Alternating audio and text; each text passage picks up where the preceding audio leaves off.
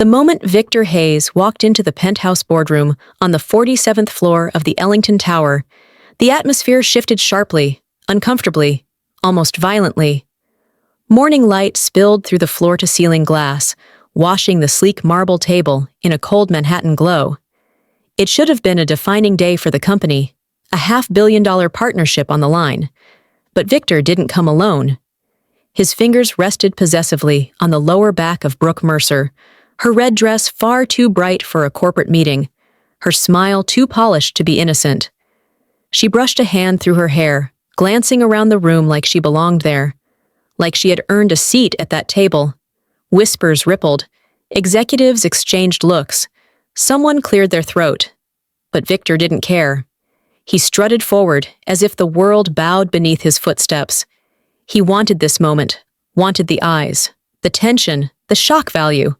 "Morning, everyone," he announced, smoothing the lapel of his tailored charcoal suit. A Mont Blanc pen peeked from his pocket, a symbol of the power he believed he possessed. "Let's make history today." Logan Price, standing near the window, reviewing documents on his iPad, froze mid-swipe. His gaze slid toward Brooke, then Victor, then back again. His jaw tightened. Not because Victor brought a mistress, but because Victor brought that Mistress Brooke, the one rumor had linked to him for months. The one Harper Ellington, Victor's wife, had silently endured hearing about. Guests shifted uncomfortably. The representative from the client firm, Dr. Madeline Cole, lifted an eyebrow with icy disapproval. She remembered Victor too well, remembered what he once said about Harper at a charity gala, a comment still lingering in the back of her mind like smoke. A chair slid back roughly. One executive muttered, "Is he out of his mind?" But Victor only smiled broader, leaning toward Brooke as if displaying a trophy. "She's here to observe," he said. "Future leadership material." A few people sucked in a breath. Brooke basked in it. But the room wasn't reacting to her. They were reacting to something none of them dared say out loud. Harper, his wife, the silent shareholder, the woman Victor assumed was powerless, irrelevant, finished. Logan stepped forward. "Victor, today isn't the day for Victor. Cut him off. Relax. I know exactly what I'm doing." He didn't, not even close. Across the table, Madeline leaned to her assistant and whispered, "Does he not know?" "Know what?" The assistant swallowed. "The new CEO is arriving today." Victor adjusted his cufflinks, smirked at the room, and lowered into his chair like a king claiming a throne. He had no idea the ground beneath him was already cracking, and that the woman who would end him was just steps away from opening that boardroom door. Harper Ellington had always carried her strength quietly, tucked behind the soft cadence of her voice and the gentle way she navigated the world. People mistook it for fragility. Victor Hayes, her husband, had counted on it. He built an entire persona around the belief that Harper would never challenge him, never reclaim what was hers, never step back into the world she had helped shape. But Manhattan had a strange way of holding memories, and Harper, though she had spent the last year living in the shadows of her own life, was not the same woman she once was. Her mornings used to start beside Victor, in a West Village townhouse overlooking tree-lined streets. Now they began alone, with the hum of her MacBook Pro glowing softly against the kitchen counter, reports and legal documents filling her screen. Documents that reminded her who she truly was, the sole heir to the Ellington legacy, the quiet successor her adoptive father had trusted above anyone else. She touched the simple Tiffany ring hanging from a chain around her neck. Not the wedding ring Victor had given her. That one sat locked in a drawer. This ring belonged to her father, a reminder that someone had once believed she was capable of extraordinary things. Still, the past year had carved deep wounds. The headlines calling her unstable. The whispers suggesting she lacked leadership. The nights she cried silently, curled on the sofa, while Victor stayed out, networking. He had dimmed her light slowly, expertly, but he had not extinguished it. Logan Price had seen that light first. Back in college, he knew Harper had a mind built for strategy, and an intuition sharper than any analyst on Wall Street. When her father died, Logan stepped back into her life not to save her, but to remind her she didn't need saving. And today, as Harper stood in the private elevator of Ellington Tower, her reflection stared back at her, composed, elegant, steady. A woman the world once underestimated and was about to regret doing so. She smoothed her blazer and whispered to her reflection, "You belong here." The elevator chimed. Harper lifted her chin, stepping forward as the doors parted, and the first person she saw waiting for her made her blood run cold. Ellington Tower had always been more than a building. It was an ecosystem polished, relentless, humming with the ambition of New York's sharpest minds. The lobby alone felt like its own universe, marble floors reflecting the chandeliers overhead, security gates gliding open for badges worth more than some people's annual salary. Harper stepped through the revolving doors, the cool blast of air conditioning sweeping past her like a familiar ghost. Once, she had walked through this same lobby daily, an understated force behind the Ellington empire. Now she entered as a stranger, one the staff watched with polite curiosity, as though trying to place a face they remembered from old press photos. The elevator banks shimmered with gold trim. A soft chime marked the arrival of the executive lift, reserved for top leadership. Harper hadn't used it in over a year. She hesitated only a moment before stepping inside, her pulse steadying as the doors sealed shut. 47 floors above the city, the boardroom awaited, its walls entirely glass, offering a sweeping view of Manhattan stretching from the Hudson River to the edge of Central Park. A landscape of steel and ambition, perfectly matching the battles fought inside these rooms. On the long conference table sat untouched glasses of water, Mont Blanc pens aligned precisely beside leather-bound portfolios. Everything was immaculate, intimidating, elite. Deals worth billions were negotiated here. Legacies were built or destroyed within these walls. Today, something much bigger than a deal was unfolding. Just beyond the glass, traffic streamed down Fifth Avenue in shimmering lines of yellow cabs and black Mercedes. The world below moved unaware that the company controlling half of its digital infrastructure was minutes from a power shift so seismic it would shake every corner office in the city. Harper breathed in the faint scent of espresso drifting from the private executive bar. For a second, memories flickered, late nights strategizing with her father, Logan stopping by with takeout, Victor towering behind her chair, offering suggestions that felt more like commands. She clenched her jaw. That world was gone. This room would not swallow her again. She stepped closer to the glass wall, letting the skyline settle her nerves. Manhattan had sharpened her once. It could sharpen her again. A voice sounded behind her, low, unexpected, dangerously familiar. "Harper, you weren't supposed to be here yet." She turned slowly, and the person standing in the doorway wasn't who she expected at all.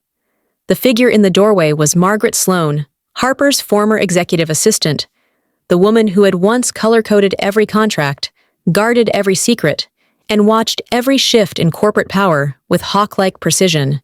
Her gray eyes widened the moment she saw Harper standing there, poised yet trembling ever so slightly. "Harper," Margaret whispered, stepping inside and closing the door behind her.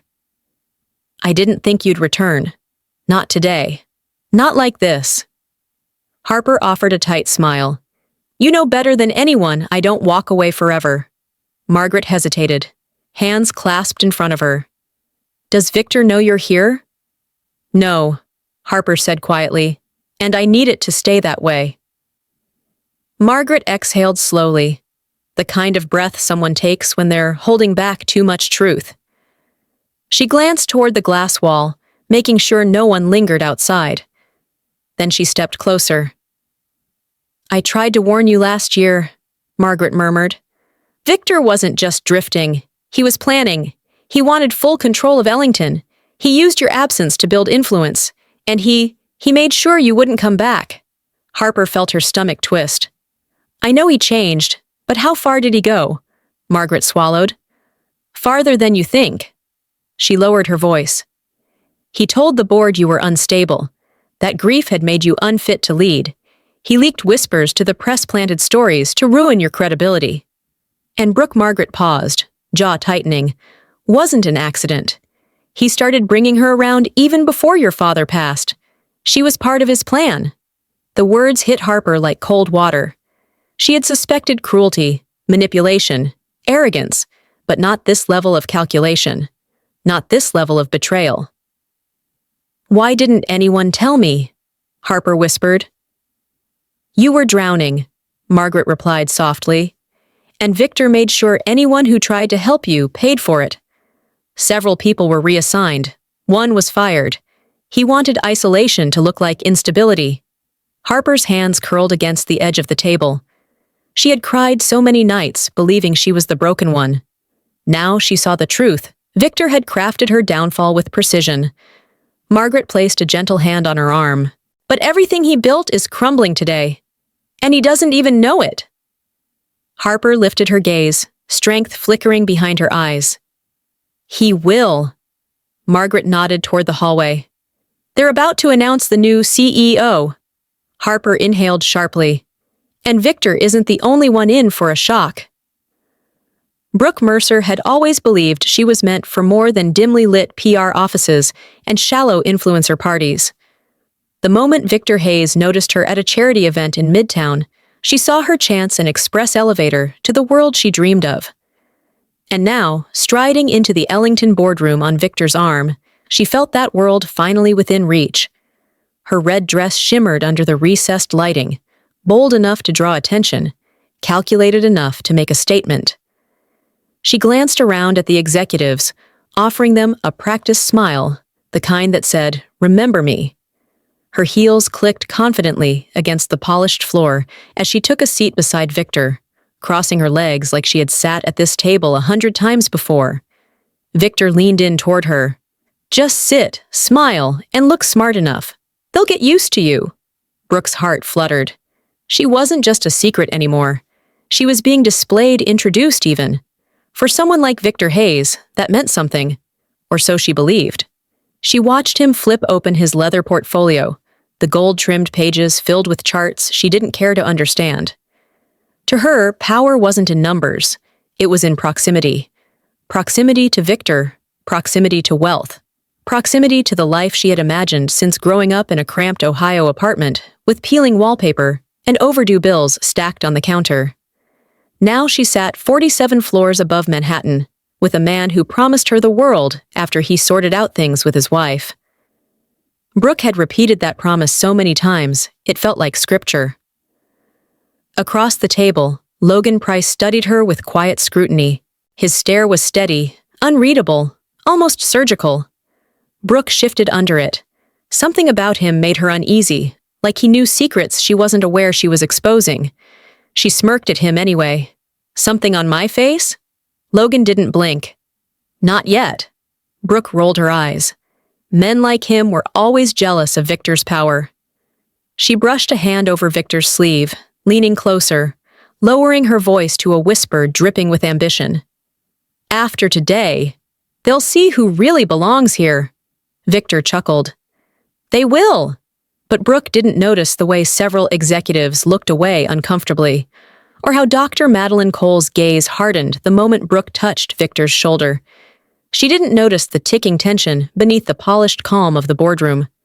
And she definitely didn't notice the woman stepping off the private elevator at that exact moment, the one person whose arrival would shatter everything she thought she was gaining.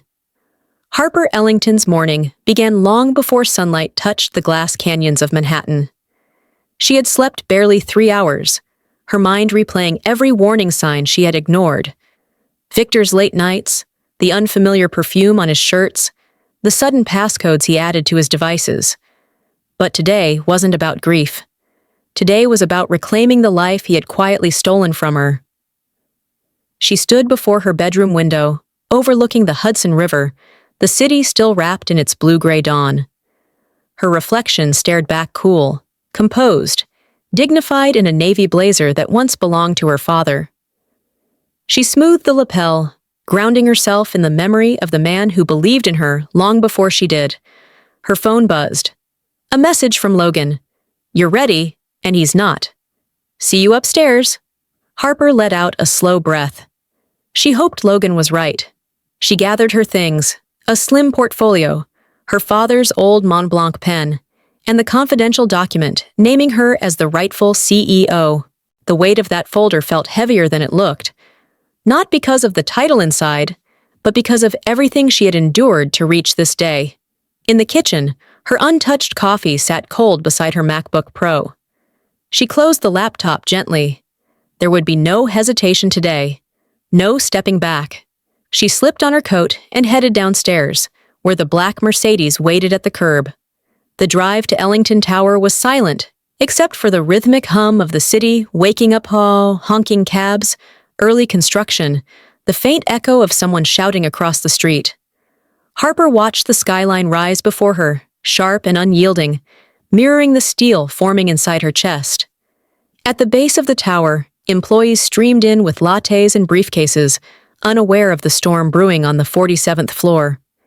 As Harper entered the private elevator, she caught a glimpse of herself in the mirrored panel, this time not fragile, not lost, but ready. The elevator ascended smoothly. Floor 18, floor 29, floor 37. Her heartbeat matched the rising numbers. Everything Victor had orchestrated, every lie, every manipulation, would meet its reckoning in minutes. The door slid open with a soft chime.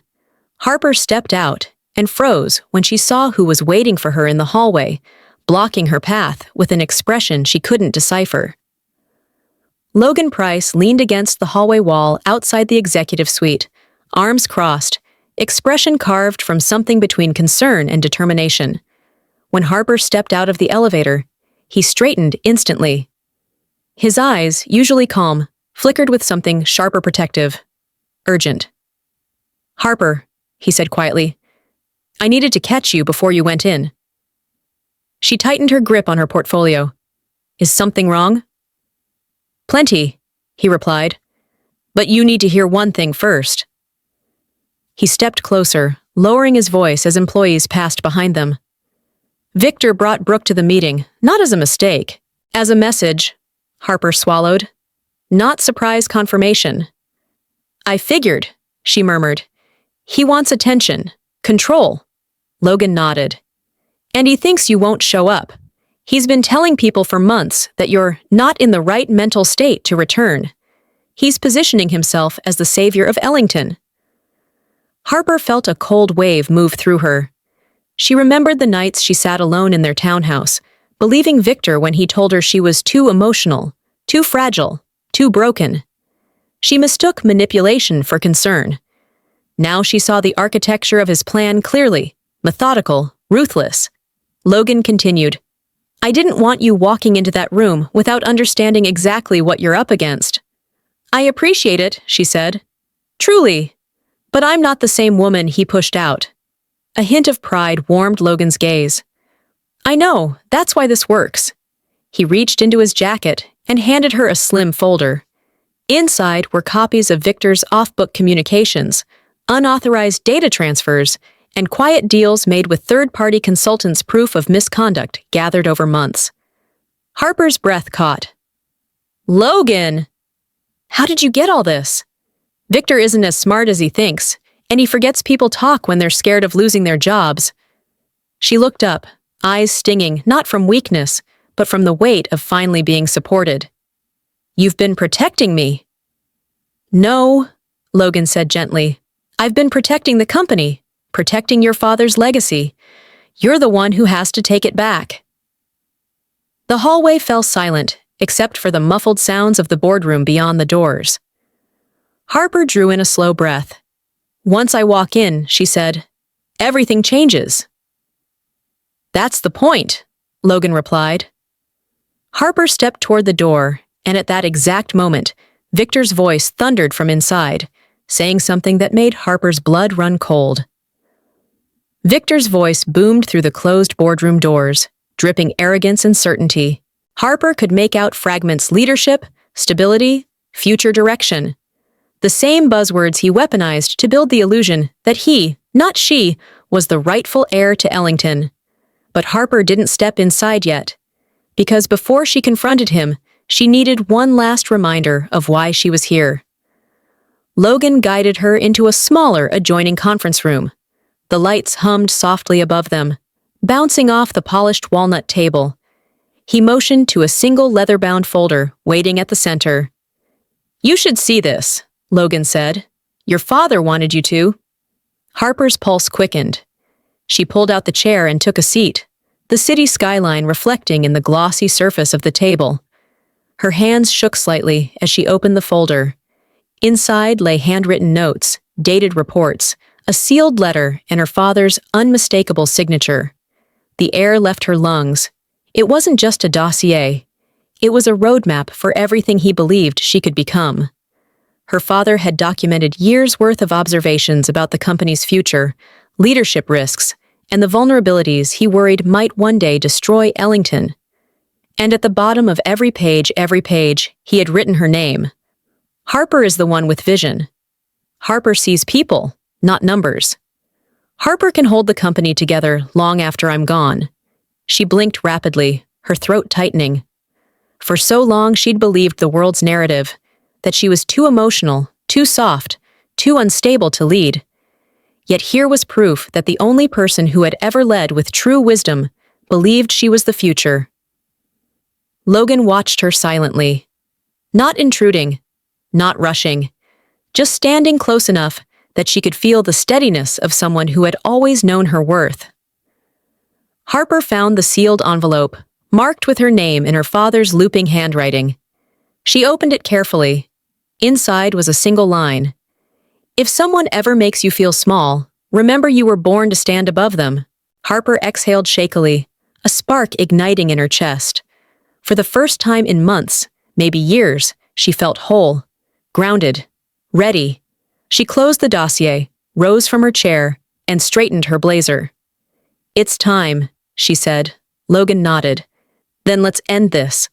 Harper reached for the boardroom door, just as Victor laughed loudly inside, and declared a sentence that made the entire room gasp. Victor's laughter rolled through the boardroom like a blade wrapped in velvet. Harper froze just outside the door, her hand hovering inches above the handle. Whatever he'd said, it had been bold enough to make the entire room gasp, bold enough to slice straight through her composure. Logan stepped beside her. "You don't have to listen to this." But she did. She leaned closer. Inside, Victor's voice boomed with theatrical certainty. "Harper will never come back," he declared. "She can't. She's too unstable, too fragile. I practically run this company alone." A tight sting built behind Harper's ribs, sharp and breath-stealing. The old ache flared up, memories of accusations whispered over late-night arguments, his voice dripping disappointment. "You're too emotional. You freeze under pressure. You destroy this company if you tried to lead." She had absorbed those words for years, swallowing them until they became internal truths she couldn't shake. The humiliation, the doubt, the quiet spiral in their townhouse every moment flooded back. And then came the sentence that cut deepest. Victor huffed a cold laugh. "Honestly, some people just aren't born to lead." And Harper, she was made to follow. Harper flinched as if struck. Logan closed his eyes, jaw clenching. "You see now exactly who he is." But Harper barely heard him. Her pulse pounded in her ears, drowning everything except Victor's voice. Brooke chimed in, her tone sweet and poisonous. "She's too soft. You're the one with real authority, Victor." Executives murmured awkwardly. "Doctor?" Madeline Cole scoffed audibly. But Victor basked in it, feeding on validation. Harper's breath wavered. The dossier in her arms felt suddenly heavier, like the last anchor holding her together. For a moment, she doubted everything again. The confidence she'd gathered, the fire her father's words sparked. It flickered dangerously. Logan touched her elbow gently. "Hey, look at me." She lifted her eyes, glassy and unsure. "You're not soft," he said. "You're steady, you're smart, and you're the only person in that room with the right to lead Ellington." Harper inhaled shakily, and something inside her shifted. What used to break her now fueled her.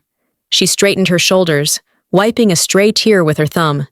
"He thinks I can't stand up to him." Logan nodded. Then show him.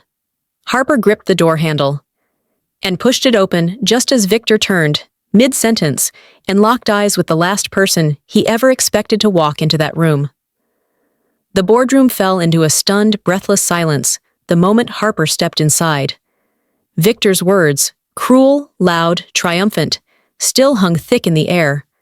His smirk froze mid-curve as he turned and saw her standing in the doorway, composed yet carrying a fire in her eyes he hadn't seen in years. "Harper," he sputtered, "what are you who let you in here?" No one answered, because no one needed to. Her presence alone shifted the power in the room like gravity had suddenly tilted. Brooke stiffened beside Victor, her hand sliding subtly off his arm. Executives straightened, some in shock, others in dawning recognition. Dr. Madeleine Cole offered the faintest smirk as if she had been waiting for this exact moment. Harper walked toward the table with calm, measured steps, placing her leather portfolio at the head of the room. Not the seat Victor had been occupying. The real seat of authority. Victor scrambled to recover. "You shouldn't be here. This is an executive meeting. You don't have clearance anymore." Harper lifted her gaze slowly. "That's interesting, Victor, considering this meeting concerns decisions I'm directly involved in." He scoffed. "Please, you've been out of the company for a year. You can barely handle pressure. This is way above your level." Logan, seated against the glass wall, let out a quiet breath. Not laughter, not anger, but a sound signaling that Victor had just unknowingly stepped onto a landmine. Madeline leaned forward. "Mr. Hayes, with all due respect, perhaps you should let Mrs. Ellington speak." Victor bristled. "Why? She has no role here." Harper held up a hand, steady and authoritative. "Actually, I do." She turned toward the clients. "Dr. Cole, I apologize on behalf of the company for the unprofessional circumstances of this meeting." Brooke's face ignited red. Victor slammed his palm on the table. "Harper, enough. You're embarrassing yourself." But Harper barely flinched. She reached into her portfolio and pulled out a sealed document, the one bearing her father's signature. The evidence that would rewrite the hierarchy of the entire company. Several board members exchanged wide-eyed glances. A whisper rippled down the table. "Is that the succession file?" Victor's breathing hitched.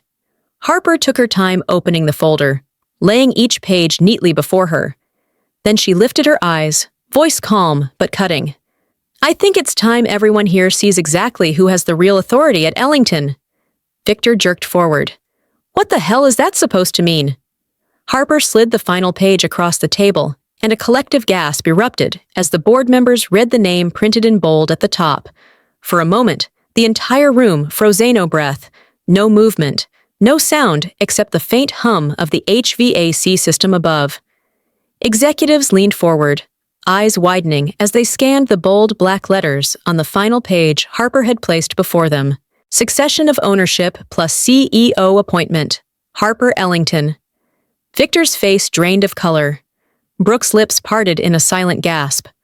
Logan watched quietly, arms folded, finally allowing the truth to hit the room with the force it deserved.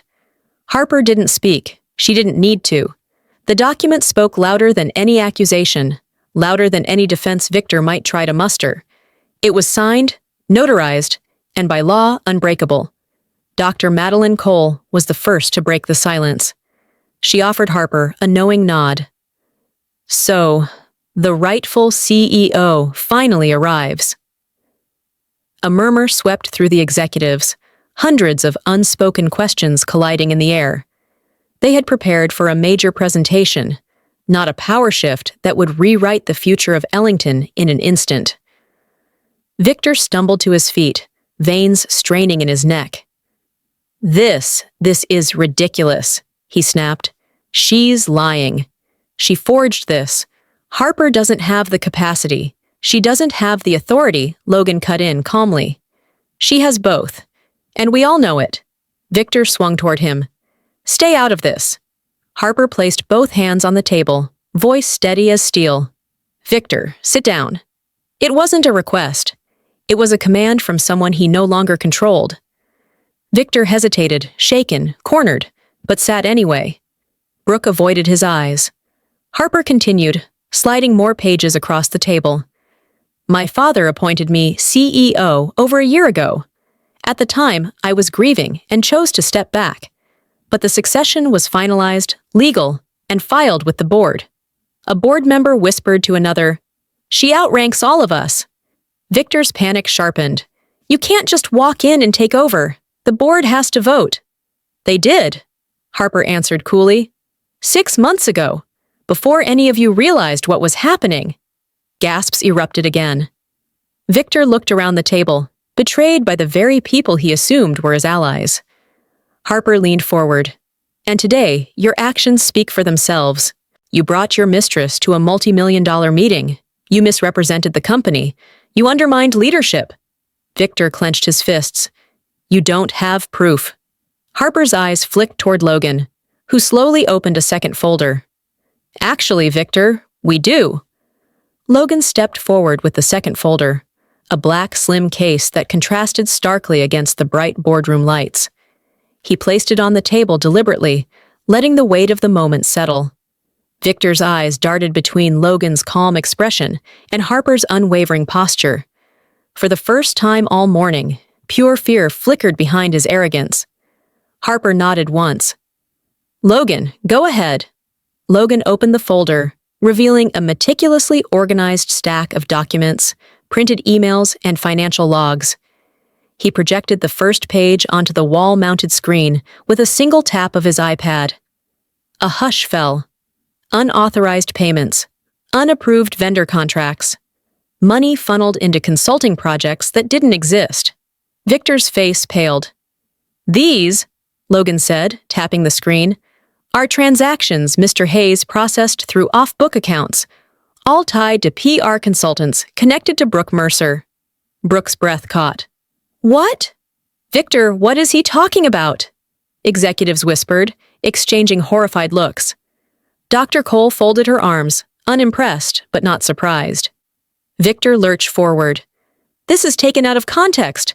I can explain." Harper cut him off, voice crisp, then explain the leaked internal documents. Logan changed the slide. Confidential reports, ones Victor had no clearance to access, appeared on the screen, sent from Victor's private Gmail to an untraceable address. A board member gasped. "He leaked proprietary strategies?" Another whispered, "This could have tanked our stock." Harper's gaze didn't waver. "You manipulated internal data to inflate your department's performance and sabotage others. You compromised Ellington's security for personal gain." Victor slammed his hands on the table. "This is ridiculous. Logan forged all of this. He's always been jealous of me." Logan didn't even blink. "Everything you see here was verified by our internal audit before Harper returned." Now the room erupted, shock, anger, disbelief swirling like a storm around Victor. Brooke backed away from him, shaking her head. "You told me everything you did was legal," Victor hissed. "Keep your voice down." But Harper wasn't finished. She pulled out one final sheet and placed it in the center of the table, a printed photo. Brooke's photo, taken inside Victor's home office. Time-stamped. Incontrovertible. Brooke staggered. "Victor, why is that there?" Harper's voice hardened. "Because while you were planning your future with him, he was leaving a trail of destruction behind both of you." Victor's mask cracked entirely. "How dare you?" Harper stepped forward. "Victor, sit down, it's over." He opened his mouth to fight, but at that exact moment, the boardroom doors flew open as the chairwoman stormed in with urgent news. The boardroom doors burst open with a sharp crack, slamming against the wall. Every head whipped toward the entrance as Chairwoman Evelyn Drake strode in her heels, clicking with the precision of a gavel striking judgment. Her silver hair was swept into a sleek knot, her expression carved from stone. "Everyone," she announced, breath controlled but urgent. "We have a situation." Victor's shoulders stiffened. Harper stood perfectly still. Logan exchanged a knowing glance with Evelyn. He had clearly anticipated this moment. Evelyn laid a tablet on the table and connected it to the screen. With a swipe, financial charts appeared, red lines plummeting downward like falling daggers. "Our partners in London just discovered discrepancies in last quarter's reporting," Evelyn said. The same documents Mr. Hayes had unauthorized access to. Gasps erupted. Two board members stood abruptly. This could trigger an international audit and regulatory investigation. Victor jumped to his feet. You can't pin this on me. This wasn't my oversight. Someone inside set me up. His voice cracked with desperation. The FA aide crumbling. Evelyn raised a hand. We have traced every document to your credentials. Victor's gaze darted wildly, searching for someone, anyone, to blame. His eyes slammed into Brooke. You! He hissed. You handled those reports. You had my passwords. You! Brooke recoiled, horrified. Victor, don't you dare! You told me to send those files. You said it was a strategic leak. Whispers exploded across the table. A leak? He weaponized internal data? Is he insane? Victor pointed a trembling finger at Brooke. She's lying! She wanted to impress me. She probably hacked the documents. Brooke's face drained. Victor, I don't even know how to open a spreadsheet. The room descended into chaos, accusations, disbelief, the sound of a kingdom collapsing in real time. Victor's mask, once polished and powerful, had shattered. Now he was a man drowning, clawing for anything that might keep him afloat. But there was nothing left to hold. Harper watched quietly, no satisfaction, no triumph, only clarity. This was the true Victor Hayes. Not the confident executive, not the polished husband, but a man built entirely on lies, scrambling as they finally caved in around him. Evelyn lifted her hand again, commanding silence. The board, she said firmly, has seen enough. Victor froze. Evelyn continued. Effective immediately, we will proceed to a formal removal vote. Brooke gasped. Victor swayed as if struck. Harper stepped forward, her voice low, steady. It's time. Victor lifted his eyes to hers, wild, pleading, furious. And then Evelyn delivered the final blow. Victor Hayes, you are hereby suspended pending investigation. The moment Evelyn announced Victor's suspension, the energy in the room shifted sharply, decisively, like a storm breaking over Manhattan. Executives leaned back in their chairs, stunned. Brooke's hand flew to her mouth. Victor staggered, gripping the edge of the table, as though it were the only thing keeping him upright. You can't do this, Victor gasped. You don't understand what's at stake. Harper stepped forward, her presence steady and unshakable. No, Victor. You're the one who doesn't understand. The company doesn't exist to feed your ego. He whipped his head toward her. You think you're better than me? You think you can run Ellington? You couldn't even keep our marriage together. A few executives winced. Logan's jaw tightened, but Harper raised a calm hand, silencing the room without a word. My personal life isn't on trial here, she said. Yours is, and your professional misconduct is undeniable. Logan tapped his iPad, switching the screen to a new set of documents. A low murmur filled the boardroom. Employee testimonials, confidential HR reports, anonymous complaints, patterns of intimidation, manipulation, and quiet retaliation, all traced back to Victor. Brooke choked out, You ruined people's lives!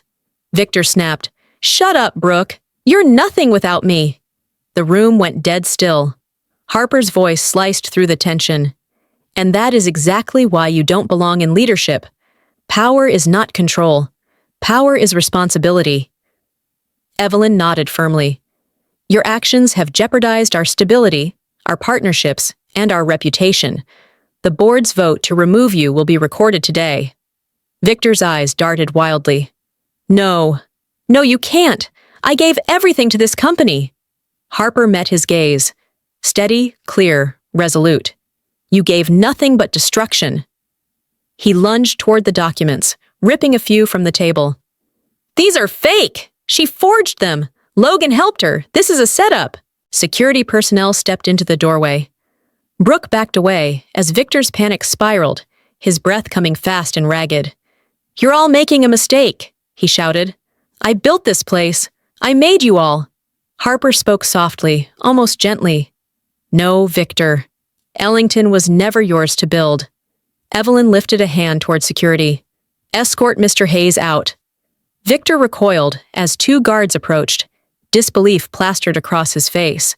And just as they reached him, a phone buzzed on the table, an alert that made Evelyn's eyes widen in alarm.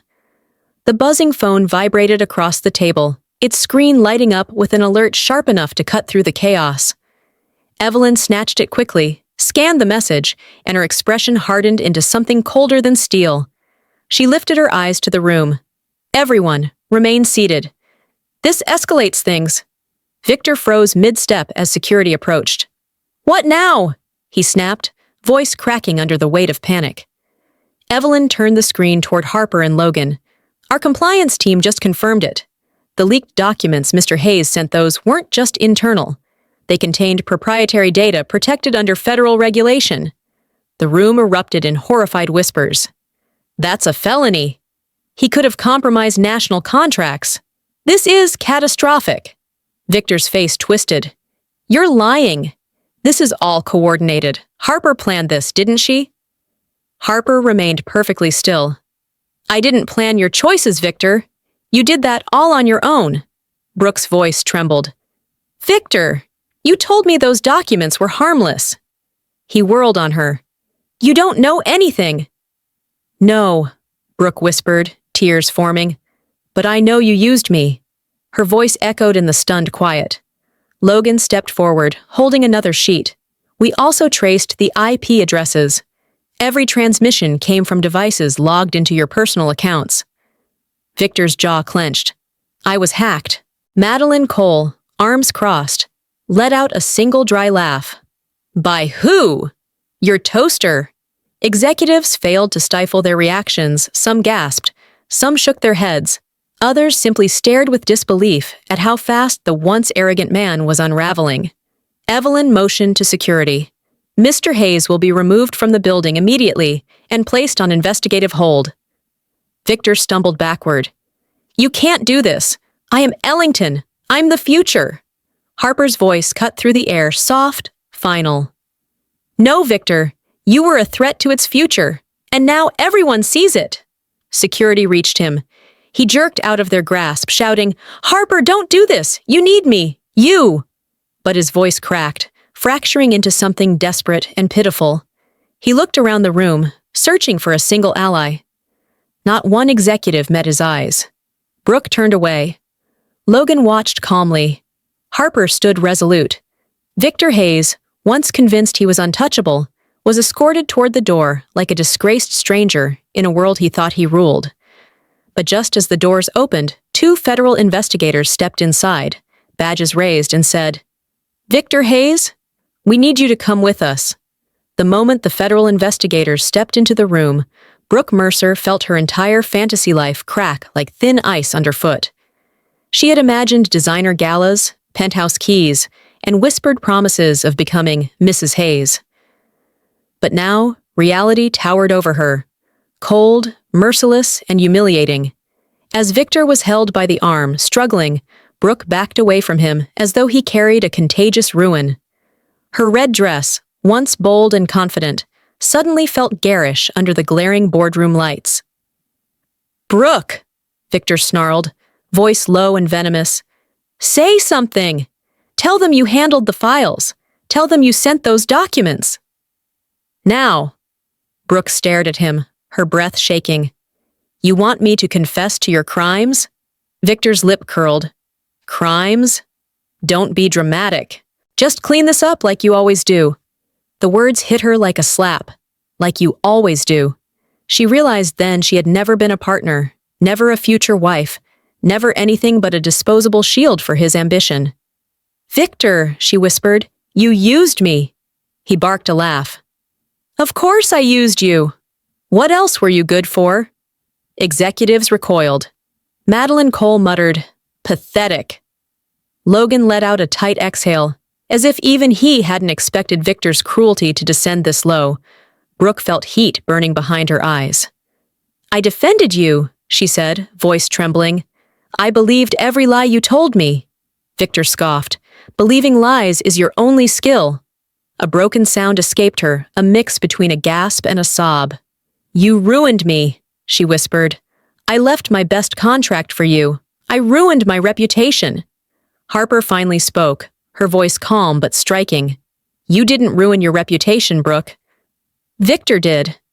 And now you see who he really is." Brooke's knees weakened. She looked at Harper, not with resentment, but with a dawning understanding. "You tried to warn people about him, didn't you?" Harper nodded gently. "But some lessons people have to live through themselves." Tears spilled down Brooke's cheeks as she stepped away from Victor. "I won't protect you," she said. "Not anymore." Victor lunged toward her, face twisted. "You ungrateful, but federal agents tightened their grip."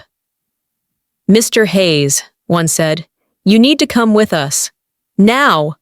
Victor's glare shot across the room toward Harper, toward Brooke, toward anyone he could still blame. But Brooke collapsed into a chair, burying her face in her hands. And at that same moment, Evelyn's phone buzzed again with an alert that sent a new wave of shock across her features. Evelyn's eyes widened as she read the new alert flashing across her phone screen. The room, still buzzing from Victor's arrest, fell into a tense hush as she slowly lifted her gaze toward Harper. "This," Evelyn whispered, "changes everything." Harper inhaled, bracing herself. What happened now? Evelyn turned the screen toward the board. A stock chart glowed red and gold, pulsing with real-time updates. But this time, the red wasn't falling. It was skyrocketing upward. Logan leaned in, eyebrows lifting. "Wait, are those buy orders?" Evelyn nodded. "Not just any buy orders. Institutional acquisitions. Someone is injecting massive confidence into Ellington right now." Board members murmured in disbelief. Who would do that today of all days? After this chaos? This doesn't make sense. But for Harper, a spark lit in her memory, her father's dossier. There had been one final line she hadn't understood until this moment. When the moment looks darkest, your real allies will reveal themselves. She steadied her breath. Who placed the orders? Evelyn hesitated, tracing the digital trail. It's routed through multiple holding companies, but the origin seems to come from a private trust. Logan's eyes flicked toward Harper, with something warm and knowing. A trust with Ellington ties? Evelyn nodded again. Very old ties. Harper felt her pulse thrum in her ears. Her father had prepared for this. He had predicted Victor's ambition, and he had planned for the exact moment when Harper would need undeniable public support. This stabilizes everything, Evelyn continued. Investors clearly believe in the new leadership. Some knew before the announcement. It means I'm not fighting alone, Harper finished softly. A tension she'd carried for years loosened in her chest quietly, almost painfully. For the first time since stepping away from the company, she felt the weight lift, replaced by clarity. She walked toward the floor-to-ceiling windows, the Manhattan skyline blazing gold beneath the afternoon sun. Down below, Fifth Avenue streamed with movement, endless, alive, indifferent to the small wars fought in marble boardrooms. Harper pressed a hand against the cool glass, letting the city steady her. The fear that had once paralyzed her felt distant, fading like smoke. Behind her, Logan approached slowly. "Harper," he said softly, "you did it. You've taken back everything he stole." Her eyes shimmered, but she didn't turn. "Not everything." Logan frowned. "What do you mean?" Harper exhaled, and then Evelyn's voice cut through the room. "Harper! There's something else you need to see." Harper turned as Evelyn approached, holding a thin folder much smaller than the ones used for audits or financial logs. This one was personal. Too personal. Evelyn's expression softened, losing its usual corporate steel. "This came in 20 minutes ago," she said gently. "It was addressed to you, but routed through the board first because of the timing." Harper took the envelope, feeling a tremor run through her fingers. The paper was thick, embossed. She recognized the seal instantly, her father's private trust. Her breath caught. Logan stepped closer, not touching her, but standing near enough that she felt his presence steadying her. Harper opened the envelope and unfolded the letter inside. Her father's handwriting, strong, deliberate, covered the page. If this reaches you, it means the board has recognized you as Ellington's rightful leader, and it means the company is facing turmoil I may not live to prevent. Harper, my greatest fear was that someone would try to break you before you realized your own strength. Her throat tightened. Evelyn and the board watched silently. Even Brooke, still shaken, lifted her head to listen. Harper continued reading silently, her eyes sweeping over each line. But you will not face this alone. I have entrusted a silent partner with enough shares to stabilize Ellington if the company is ever threatened from within. Someone who knows you, someone who believes in you. She stopped. Logan's breath hitched almost imperceptibly. Harper looked up at him slowly. Did you know about this? His jaw flexed, eyes lowering for a moment, before he nodded. Only after he passed. He wanted me to protect the company until you were ready, and protect you if you let me. Gasps murmured around the room. Harper swallowed. You're the silent partner? You're the one who placed those buy orders? It wasn't to control anything, Logan said quickly. It was to give you the stability you deserved. You were never supposed to walk into this war alone. Her eyes shimmered, not with weakness, but with the ache of finally understanding the truth. She had been supported all along, even when she felt abandoned. Evelyn cleared her throat. There's more. The trust's instructions say that once the CEO is recognized, the silent partner must step forward publicly and join the leadership transition. Harper blinked. Join? Logan's eyes met hers, warm, steady, filled with something unspoken. Yes, Evelyn said, as co-chair. A stunned stillness washed over the room. And just as Harper opened her mouth to respond, the boardroom doors swung open, revealing someone none of them expected to return today.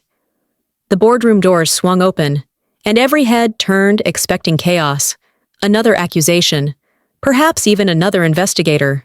But instead, it was Celeste, Harper's former mentor, the woman who had once guided her through her early years at Ellington before abruptly retiring due to health issues.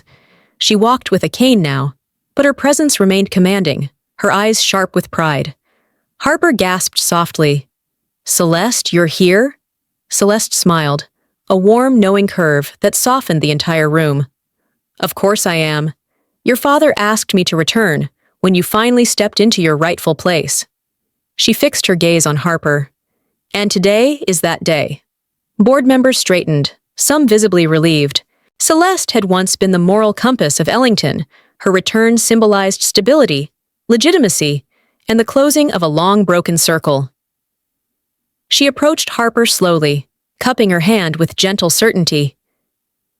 You've endured what would have crushed most, but you stood tall. I knew you would. Harper felt emotion tighten her chest. I didn't think I could. You didn't have to think it, Celeste said softly. You lived it. Behind them, Logan watched Harper with a gaze full of quiet admiration, not possession, not entitlement, respect deep and unwavering. Evelyn addressed the room. With Celeste here and the trust confirmation, we can finalize the transition publicly. Ellington will move into a new era of leadership. She turned to Harper. Your era. Executives nodded. Some smiled genuine smiles, the first since the disaster began. Harper exhaled slowly, letting the weight fall from her shoulders. For the first time in years, she felt something she barely recognized. Freedom, no victor, no manipulation, no guilt stitched into her every step. Only clarity. Celeste took a seat, motioning for Harper to join her. Now comes the second part, she said. You must rebuild not just the company, Harper. Yourself. Harper sank into the chair beside her, the leather cool beneath her palms. She looked out the glass wall at Manhattan, glowing beneath the fading afternoon light. A city once suffocating now felt full of possibility. Logan approached quietly. Whenever you're ready, he said, he'll help you with the transition, but your vision comes first. Harper smiled softly. Thank you, Logan. Truly. For once, she didn't feel small. She didn't feel like a shadow. She felt whole. Celeste clasped her hands. Then let's begin. But before Harper could speak, Evelyn's phone buzzed again this time, with a notification that made her eyebrows shoot upward. She looked at Harper. The press has arrived downstairs.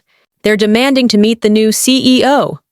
The elevator doors slid open to a wall of flashing cameras, microphones raised like polished spears, and reporters shouting questions over each other.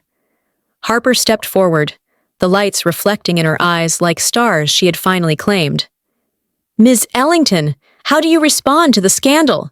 Is it true your husband was arrested on federal charges? What happens to Ellington now?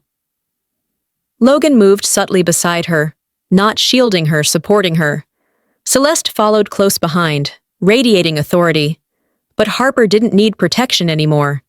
She was walking into her future, not fleeing her past. She approached the podium set up in the marble lobby of Ellington Tower. Her father's Mont Blanc pen rested in her hand, grounding her, guiding her. The press fell silent as she lifted her chin. Today marks a turning point, Harper began, voice steady, powerful. Ellington has faced misconduct, breaches of trust, and leadership failures. But none of that defines who we are. Cameras clicked. Logan's eyes softened with pride. Harper continued, the company will undergo a full restructuring. Transparency will be our foundation. Integrity will be our standard. And under my leadership, Ellington will not just recover, it will rise. A wave of applause broke out, not from the press, but from employees gathered on the second-floor balcony, clapping, cheering, some even wiping tears. Harper felt her throat tighten, but this time the emotion didn't crush her. It lifted her. She stepped down from the podium, and Logan met her halfway. You were extraordinary, he whispered. Harper smiled soft, real. I finally feel free. Good, Logan said quietly. Because there's one more thing I've been waiting to ask when the time was right. She raised an eyebrow. And is it right now? He shook his head gently. Not yet. Tonight. Hours later, beneath the warm glow of the High Line's evening lights, Harper stood overlooking Manhattan alive, reborn. Logan approached her slowly, holding a small velvet box. Her heart fluttered, not with fear, but with certainty. Harper, he said, voice thick with emotion, you've rebuilt an empire. Now I hope we can build a life, together. He opened the box. Inside glimmered a Tiffany ring, simple, elegant, nothing like the one Victor had given her. This one symbolized choice, not obligation, healing, not control. Harper felt tears gather, but they were tears of release, of new beginnings. Yes, she whispered. 1,000 times yes. Logan slipped the ring onto her finger as the city lit up behind them. Harper Ellington, once broken, silenced, underestimated, had risen higher than anyone expected. Justice served, dignity restored, a future reclaimed. And at last, she was home. So that's where our story comes to a close. And if you're still here with us, still watching at this moment, then something in Harper's journey must have touched your heart in a very real way. Maybe it reminded you of a time you stayed strong, even when someone tried to make you small. Or maybe it showed you that healing isn't weakness, it's wisdom. You know, the Stoics used to say, the obstacle is the way. And Harper's story shows exactly that. What was meant to break her became the very thing that rebuilt her. Marcus Aurelius wrote, you have power over your mind, not outside events. When Harper finally believed that, her entire world changed. Life will always bring betrayals, disappointments, and moments when you feel lost. But you're never as powerless as you think. Your dignity, your truth, your strength, no one can take that from you unless you let them. If this story touched you even a little, my friend, then don't keep it to yourself. Like it, share it, and subscribe to our channel so more people can find the strength they forgot they had. We're here with you, always.